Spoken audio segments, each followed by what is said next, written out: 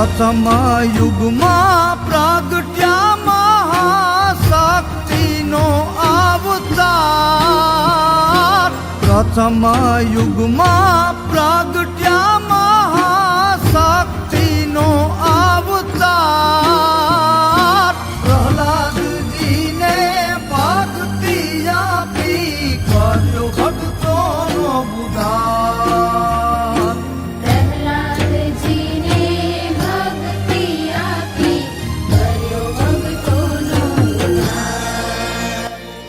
કોકડભાઈ વાલજીભાઈ ઠાક છે. હું તાલાના વતી અને રાજકોટ સંસ્થા વતી જ્યોતિરથના સારથી તરીકે સેવા આપું છું.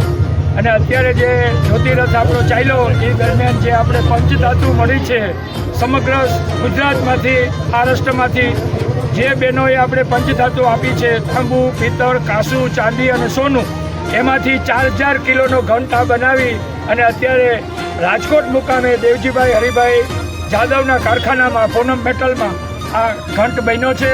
અને એ અત્યારે આપણે તાલાળા પ્રસ્થાપિત કરવા જઈ રહ્યા છે.